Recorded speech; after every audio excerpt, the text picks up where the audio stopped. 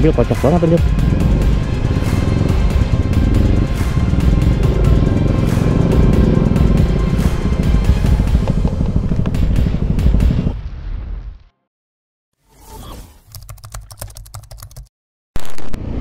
Ya halo, selamat pagi, selamat siang, selamat sore. Anjay, balik lagi ke channel gue Mr. November. Aduh, spion gue. By the way, ini nih bro. Aduh, nyangkut nih. Gara-gara baru pasang terus salah gitu pasangnya. Ya udahlah, nikmatin aja lah, enjoy aja ya. Jadi gue hari ini mau ngebahas berapa sih biaya bore up 183 cc dan pengerjaannya berapa lama, dan setelah itu efeknya apa aja buat motor lo. Nah, jadi yang pertama gue bakal ngebahas soal bore up. Bore up 183 cc itu biasa dibilang sama anak motor 63an, mesin 63 gitu. Nah, kalau udah di atas 63 biasanya udah 200 cc ke atas bro. Kayak 65 gitu-gitu tuh udah 202 cc biasanya. Nah, tapi ini kan motor bokap gue bro. Jadi gua nggak mau ngeiyakan bokap gua yang ngupgrade cc-nya terlalu over jadi 200. Malah gue tadi pinginnya 170 cc aja, 177 kalau nggak salah. Karena menurut gue 183 kegedean. Nah, terus setelah itu bokap gue bilang apa namanya, ya udah 183 cc aja deh. Habis 183 cc, tapi performanya ini belum maksimal bro, masih banyak yang belum dirubah. Jadi ini gue ngambil paketan dari BRT, totalnya itu 5 juta rupiah. 5 juta sebenarnya lebih dikit sih, karena ada beberapa part yang harus lu ganti lagi. Jadi yang pertama lu dapat ECU, setelah itu lu dapat camshaft, terus lu dapat blok yang bahannya keramik 183 cc, terus sama dia nanti di porting, terus udah include sama dyno. Dyno tuh motor kalian dinaikin ke atas alat gitu buat cek berapa horsepowernya. Nah, kalau untuk biayanya 5 juta, tapi kalian harus menyiapkan uang lebih karena buat kayak ganti oli. Jadi pada saat kalian turun mesin itu kalian wajib buat ganti oli bro. Ganti olinya itu kalau gua pakainya Motul. Nah, itu lu harus nyiapin budget 150.000 lah sama oli gardan. Ya disiapin semua 5 juta lewat lah, 5,5 lah kalau mau aman sebenarnya. Karena takutnya nanti pas dibuka motor kalian, kan kebetulan lagi sekalian diituin tuh, dibongkar mesin, turun mesin, jadi bisa ketahuan penyakit lainnya kan, takutnya ada penyakit lainnya gitu ya kan. Oh ya, terus itu udah termasuk injektor ya, udah termasuk injektor. Nah, untuk prosesnya sendiri itu kurang lebih memakan waktu, nggak usah diinepin motornya. Jadi waktu itu gue udah janjian sama adminnya, jam 8 datang, jam 4 sore tuh udah selesai gitu bro. Nah, pengerjaannya itu mulai dari awal itu dia bongkar bodi dulu, bongkar segala macam, turun mesin, terus di porting sana porting sini, pasang part-partnya, pasang ECU sebenarnya belakangan sih. Nah, terus kalau udah selesai semua, masuk dipasang bodi lagi. Habis dipasang bodi lagi, dia tes motornya dulu tuh, si mekaniknya. Itu selesai kurang lebih jam 2 sore. Nah, pada saat jam setengah 3 itu motor udah dites ride sama dia. Terus dia udah langsung setel ECU di dynonya. Jadi bisa ketahuan tuh berapa horsepower kalian motornya. Nah, kalau di horsepower hitungan di dyno, motor gue ini dapetnya 18 horsepower. Kalau seandainya di dyno, kecepatan maksimalnya bisa 144, 145. Tapi di dyno itu tidak valid bro. Untuk kalau horsepower mungkin valid ya, tapi kalau untuk kecepatannya mungkin beda. Kalau di dyno 144, biasanya di real jalanannya, di real streetnya itu paling 130-an gitu loh. Jadi ya mungkin top speed motor gua 130-an lah. 140 mungkin bisa, tapi berat gitu loh.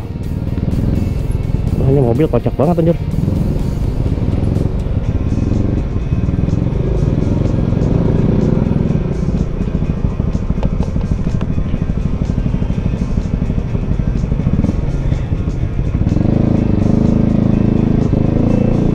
Mau lewat mana? Jalur motor kan di kiri.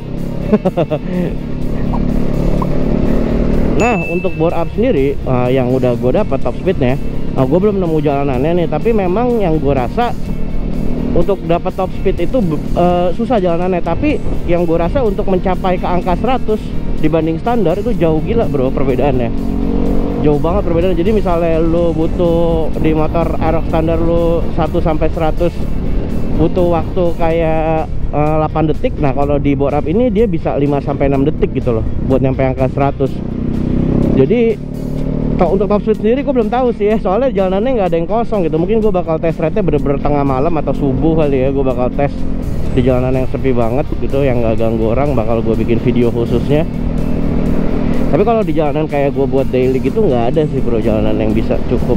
Paling mentok gue 120-an. Dan kalau udah bore up, kalian tuh wajib banget upgrade pengereman. Karena gini bro, setelah pasca bore up itu biasanya kan kalau motor Aerox kalian kan kayak misalnya kalian buka gas terus kalian ngerem kan porsinya udah hafal apa udah tahu ya. Tapi pada saat bore up karena tenaga motor kalian lebih buas, jadi pengereman kalian juga harus lebih buas biar seirama gitu. Kayak gini gue masih standar nih. Jadi pada saat gue buka gas terus pas braking itu nggak dapat feel-nya bro, jadi brakingnya kurang kalau menurut gua nih, karena tenaga yang diberikan sama nih motor udah luar biasa dibanding standar kan standar Aerox kan 13-14 horsepower, ini nambah 5 gitu, nambah 5-6 lah, itu udah beda banget gitu. Untuk menambah 6 horsepower tuh sebenarnya sulit gitu bro, bukan dari lu trondolin motor lu pakai bar end lu bisa langsung nambah horsepower, kagak, tapi memang melalui fase yang sulit gitu kalau menurut gua. Apalagi Matic ya, kalau Matic tuh berat banget bro menurut gua.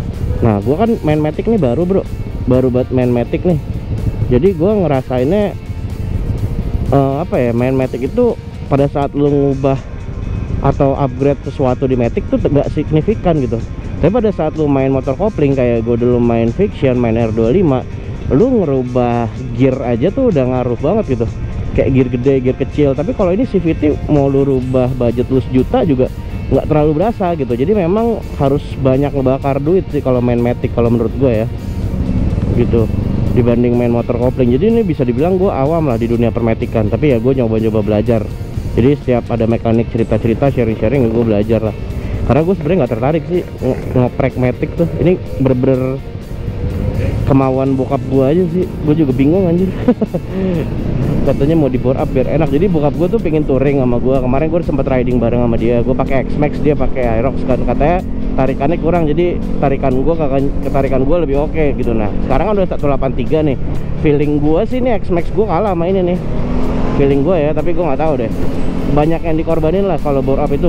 Pertama uang, terus kayak bensin lu bakal jadi sahabat Pertamina bro, bakal jadi sahabat Pertamina. Kayak lu misalnya sehari tuh ngabisin 3 bar. Ini pada saat lu pakai Aerox yang udah bore up bisa sampai 3, bisa sampai 4-5 bar yang kepake gitu loh. Hampir 100% lah tingkat keborosannya naik. Padahal cc cuma naik 30 gitu. Dan cuma naik 5 horsepower ya kan. Jadi ya the reason why gue bilang bore up itu banyak banget banyak banget yang harus dikorbanin gitu. Terus juga masalah ganti oli, faktor ganti oli. Lu misalnya ganti oli biasanya sebulan sekali, ini mungkin lu bisa jadi kayak sebulan 2 kali atau 1,5 bulan 2 kali gitu. Jadi bener-bener harus maintenance-nya harus lebih disayangin sih motornya gitu kalau menurut gua. Nah 183 cc gua ini belum perfect bro, jadi masih ada beberapa part. Jadi gini nih, sebenarnya kalau dengan budget 5 juta kayak gue gini, lu bisa bikin motor yang jauh lebih kencang dibanding gua bore up full paketan BRT. Tapi kita bicara daya tahan bro. Daya tahan kalau lu ngeracik di bengkel atau mesin standar lu oprek-oprek itu performanya mungkin lebih bagus, lebih kencang ya. Tapi daya tahannya tuh nggak bakal sekuat lu bikin langsung lu langsung beli blok di BRT gitu yang sudah presisi ya kan. Ya udah mungkin segitu aja video dari Mr. November kali ini. Kalau seandainya gue ada kesalahan dalam penyampaian gue mohon maaf. Seperti biasa aku cuma mau bilang, ambil baiknya, buang buruknya. Sampai ketemu lagi di video Mr. November selanjutnya. Gue izin pamit.